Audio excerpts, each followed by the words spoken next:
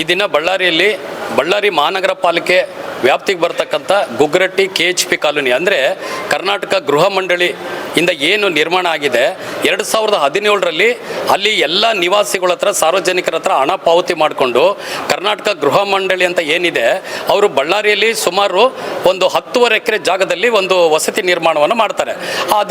ಅದಾದ ಮೇಲೆ ಅರೇತುರೆಯಲ್ಲಿ ಟೆಂಡರ್ಗಳನ್ನ ಕರೆದುಬಿಟ್ಟು ಸಾರ್ವಜನಿಕರ ಹತ್ರ ಹಣ ವಸೂಲಿ ಮಾಡಿ ಇವತ್ತೇನಾಗಿದೆ ಅದನ್ನು ಸುಣ್ಣ ಬಣ್ಣ ಮಾಡಿಬಿಟ್ಟು ಮಹಾನಗರ ಪಾಲಿಕೆ ಬಳ್ಳಾರಿಯವರಿಗೆ ಅದು ಸ್ವಾಧೀನಕ್ಕೆ ಕೊಟ್ಟಿದ್ದಾರೆ. ಆದರೆ ಇವತ್ತೇನಾಗ್ತಿದೆ ಅಲ್ಲಿ ಯಾವುದೇ ರೀತಿಯಾದಂಥ ಮಹಾನಗರ ಪಾಲಿಕೆ ಇರ್ಬೋದು, ಗೃಹ ಮಂಡಳಿ ಇರ್ಬೋದು, ಅಲ್ಲಿರತಕ್ಕಂಥ ಸಾರ್ವಜನಿಕರಿಗೆ ಮೂಲಭೂತ ಸೌಕರ್ಯಗಳು ಕೊಡೋದ್ರಲ್ಲಿ ಸಂಪೂರ್ಣವಾದಂಥ ವಿಫಲ ಮಹಾನಗರ ಪಾಲಿಕೆ ಬಳ್ಳಾರಿ ಆಗಿದೆ. ಇಲ್ಲಿರ್ತಕ್ಕಂಥ ಶಾಸಕರಿರ್ಬೋದು, ಮೇಯರ್ ಇರ್ಬೋದು, ಆಯುಕ್ತರಿರ್ಬೋದು, ಯಾರೇ ಆಗಲಿ, ಯಾರೇ ಜನಪ್ರತಿನಿಧಿಗಳು ಅಲ್ಲಿರ್ತಕ್ಕಂಥ ಏನು ಆ ಒಂದು ಬಡಾವಣೆಯಲ್ಲಿರ್ತಕ್ಕಂಥ ನಿವಾಸಿಗಳಿಗೆ ಯಾವುದೇ ರೀತಿಯಾದಂಥ ಒಳ್ಳೆಯದು ಕೆಟ್ಟದನ್ನು ಹೋಗ್ಬಿಟ್ಟು ಯಾರೂ ಪರಿಶೀಲನೆ ಮಾಡಿಲ್ಲ. ಆದರೆ ಇವತ್ತು ಕರ್ನಾಟಕ ರಾಜ್ಯ ಗೃಹ ಮಂಡಳಿಯವರು ಏನು ಮಾಡಿದ್ದಾರೆ ಅಂದರೆ ಇವರು ಎಲ್ಲ ಕಡೆ ಇಡೀ ಕರ್ನಾಟಕದಲ್ಲಿ ಎಲ್ಲ ಜಿಲ್ಲೆಗಳಲ್ಲಿ ನೋಡಿಕೊಂಡ್ರೆ ಹೌಸಿಂಗ್ ಬೋರ್ಡಿಂದ ನಿರ್ಮಾಣ ಆಗಿರ್ತಕ್ಕಂಥ ಮನೆಗಳು ಸಂಪೂರ್ಣ ವಿಫಲವಾಗಿದ್ದಾವೆ. ಅದು ಯಾವುದೇ ರೀತಿಯಾದಂಥ ಒಂದು ಒಳ್ಳೆ ರೀತಿಯಾದಂಥ ಕಟ್ಟಡಗಳು ಇರೋದಿಲ್ಲ. ಅಲ್ಲಿ ಮೂಲಭೂತ ಸೌಕರ್ಯಗಳು ವಾಟರ್ ಟ್ಯಾಂಕ್ ಕೊಟ್ಟಿದ್ದಾರೆ ಮಹಾನಗರ ಪಾಲಿಕೆರು, ಅದಕ್ಕೆ ನೀರಿನ ಸರಬರಾಜು ಮಾಡ್ತಿಲ್ಲ. ಪಕ್ಕದಲ್ಲೇ ಕೆನಾಲ್ ಇದೆ, ಆದರೂ ಕೂಡ ಅಲ್ಲಿಗೆ ನೀರಿನ ತೊಂದರೆ ಆಗ್ತಿದೆ. ಇವತ್ತು ಮೊನ್ನೆ ಮೇಯರ್ ಅವರಿಗೆ ನಾವು ಮನವಿಯನ್ನು ಮಾಡ್ಕೊಂಡ್ವಿ ರಾಜ್ಕುಮಾರ್ ಕಾರ್ಯಕ್ರಮದಲ್ಲಿ. ಅವ್ರು ಹೇಳಿದ್ರು ಸುಮಾರು 1-1.5 ಕಿಲೋಮೀಟರ್ ಅದಕ್ಕೆ ಪೈಪ್ ಹಾಕಬೇಕು ಅಂತ ಹೇಳ್ತಾರೆ. ಅಂದರೆ ನೀರು ಸರಬರಾಜು ಮಾಡುವಂಥ ಪೈಪ್ಗಳು ಇಲ್ಲ. ಅಲ್ಲಿ ಒಂದು ಬೋರ್ವೆಲ್ ಹಾಕಿದ್ದಾರೆ, ಯಾರು ಮಹಾನಗರ ಪಾಲಿಕೆ ವತಿಯಿಂದ ಅವತ್ತು ಗೃಹ ಮಂಡಳಿಯವರು ಒಂದು ಬೋರ್ವೆಲ್ ಹಾಕಿದ್ದಾರೆ. ಆ ಬೋರ್ವೆಲ್ ನೀರು ಏನಾಗಿದೆ ಅಂದರೆ ಸಂಪೂರ್ಣ ಉಪ್ಪಿನ ಅಂಶ ಇದೆ. ಉಪ್ಪಿನ ಅಂಶ ಇರತಕ್ಕಂಥದ್ದಲ್ಲಿ ಅಲ್ಲಿರ್ತಕ್ಕಂಥ ಇವತ್ತೇನು ಸ್ಥಳೀಯರಲ್ಲಿ ಬಂದಿದ್ದಾರೆ ಅವ್ರ ಕೈಗಳನ್ನೆಲ್ಲ ನೀವು ನೋಡ್ಬೋದು, ಅವರಿಗೆಲ್ಲ ಚರ್ಮ ರೋಗ ಬಂದಿದೆ. ಅಂದರೆ ಇದು ದುರಂತ. ಅಂದರೆ ಇವತ್ತು ಮಹಾನಗರ ಪಾಲಿಕೆ ಸ್ವಾಧೀನಕ್ಕೆ ತಗೋಬೇಕಾದ್ರೆ ಆ ಗೃಹ ಮಂಡಳಿಯವರು ಸೂಕ್ತ ರೀತಿಯಲ್ಲಿ ಕಾಮಗಾರಿಕೆ ಮಾಡಿದಾರ, ಒಳಗಡೆ ಟಾಯ್ಲೆಟ್ಗಳು ಸರಿ ಇದೆಯಾ, ನೀರು ಬರ್ತಾ ಇದೆಯಾ, ಅಲ್ಲಿ ಎಲ್ಲ ಒಂದು ರೀತಿಯಾದಂಥ ವ್ಯವಸ್ಥೆ ಸರಿ ಇದೆ ಅಂತ ತಿಳ್ಕೊಂಡು ಪರಿಶೀಲನೆ ಮಾಡಿ ಮಹಾನಗರ ಪಾಲಿಕೆ ಆಯುಕ್ತರುಗಳು ಮತ್ತೆ ಇಲ್ಲಿ ಸಂಬಂಧಪಟ್ಟಂತ ಅಭಿಯಂತರರೆಲ್ಲ ಹೋಗ್ಬಿಟ್ಟು ಅಲ್ಲಿ ಪರಿಶೀಲನೆ ಮಾಡಿ ಇದನ್ನ ಸ್ವಾಧೀನಕ್ಕೆ ತಗೋಬೇಕಿತ್ತು. ಸುಮ್ಮನೆ ಯಾರೋ ಮಾಡಿದ್ರು ಯಾರೋ ತಗೊಂಡ್ರು. ಆದರೆ ಇವತ್ತು ಅಲ್ಲಿರ್ತಕ್ಕಂಥ ಜನರು ನಿವಾಸಿಗಳು ಇವತ್ತು ಬಹಳ ಕಷ್ಟ ಬೀಳ್ತಾ ಇದ್ದಾರೆ, ಚರ್ಮ ರೋಗಕ್ಕೆ ಬಲಿಪಶು ಆಗ್ತಾ ಇದ್ದಾರೆ. ಸಾಯಂಕಾಲ 6 ಗಂಟೆ 7 ಗಂಟೆ ಆದರೆ ವಿಷ ಜಂತುಗಳು ಇಡೀ ಮನೆ ಒಳಗಡೆಗೆಲ್ಲ ಹಾವುಗಳೆಲ್ಲ ಬರ್ತಾ ಇದ್ದಾವೆ. ಆಮೇಲೆ ಅಲ್ಲಿ ಏನಾಗಿದೆ ಅಂದರೆ ನಾಯಿಗಳು ಕಾಟ ಹೆಚ್ಚಾಗಿದೆ. ಮತ್ತೆ ದಟ್ಟವಾದಂಥ ಕಾಡು ಬೆಳೆದಿದೆ, ಪ್ರತಿ ಮನೆ ಸುತ್ತಮುತ್ತ ದಟ್ಟವಾದಂಥ ಕಾಡು ಬೆಳೆದಿದೆ. ಅಲ್ಲಿ ಕೆಲವು ಕಿಡಿಗೇಡಿಗಳು ಹೋಗ್ಬಿಟ್ಟು ಅನೈತಿಕ ಚಟುವಟಿಕೆಗಳನ್ನ ಮಾಡ್ತಾರೆ. ಅಲ್ಲಿ ಪೊಲೀಸ್ನವ್ರು ಕೂಡ ಬೀಟ್ ಹೋಗೋದಿಲ್ಲ. ಇದು KHP ಕಾಲೋನಿಯ ದೊಡ್ಡ ದುರಂತ.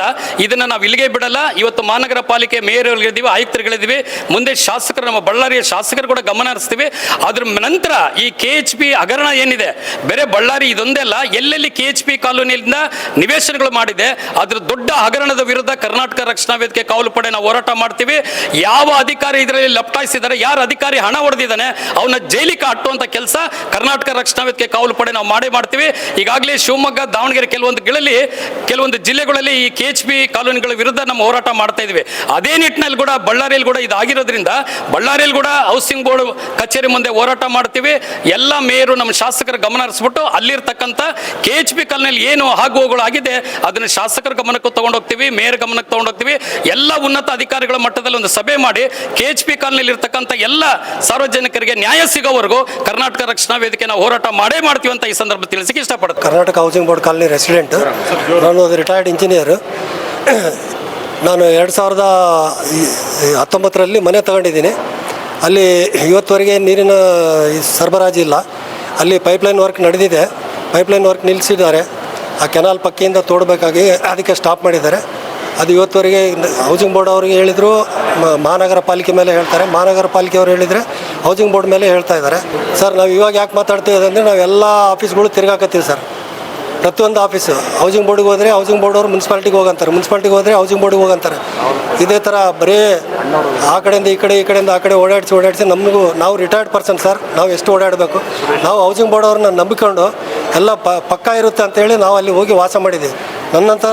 ನನ್ನ ಹಾಗೆ 15-20 ರಿಟೈರ್ಡ್ ಪರ್ಸನ್ಸ್ ಅಲ್ಲಿ ವಾಸ ಮಾಡ್ತಾ ಇದ್ದಾರೆ. ಸುಖಕರವಾಗಿ ಜೀವನ ಮಾಡಬೇಕಂತೇಳಿ ನಾವು ಆ ಮನೆಗಳದ್ದು ನಂಬಿಕೆ ಮೇಲೆ ತಗೊಂಡಿವಿ. ಅಲ್ಲಿ ಇರೋ ಹೌಸಿಂಗ್ ಬೋರ್ಡ್ ಆಫೀಸರ್ಸ್ ಎಲ್ಲ ನಮ್ಮನ್ನು ಚೀಟ್ ಮಾಡಿ ಈ ಥರ ಎಲ್ಲ ಮಾಡಿದ್ದಾರೆ. ನಂಬರ್ 5ರಲ್ಲಿ ಬರುತ್ತೆ ಸರ್. ಇಲ್ಲಿನ ಕೌನ್ಸಿಲರ್ಗೂ ನಾವು ತಿಳಿಸಿದ್ದೀವಿ, ಲಾಸ್ಟ್ ಹಳೆ ಮೇಯರ್ಗಳಿಗೂ ತಿಳಿಸಿದ್ದೀವಿ, ಹಳೆ ಅಧಿಕಾರಿಗಳು ಇಷ್ಟು ವರ್ಷ ಯಾರ್ಯಾರಿದ್ದರು ಅವ್ರಿಗೆಲ್ಲ ಅರ್ಜಿಗಳನ್ನು ಸಲ್ಲಿಸಿದ್ರು. ಇವತ್ತವರೆಗೆ ಯಾವ ಆ್ಯಕ್ಷನ್ನು ತಗೊಂಡಿಲ್ಲ ಸರ್. ಸರ್, ನಮ್ಮ ಮುಂದಿನ ಹೋರಾಟ ಇವರು ಇಲ್ಲಿಗೆ ನಿಲ್ಲಿಸಿಲ್ಲ ಅಂದರೆ ನಾವು ಕರ್ನಾಟಕ ರಕ್ಷಣಾ ವೇದಿಕೆ ಅವರ ಸಹಾಯದಿಂದ ನಾವು ಮುಂದೆ ಹೋರಾಟನೂ ಮಾಡ್ತೀವಿ ಸರ್. ನನ್ನ ಹೆಸರು ಮೊಹಮ್ಮದ್ ಬೈನುದ್ದೀನ್ ಅಂತ ಸರ್. ನೀವೇನು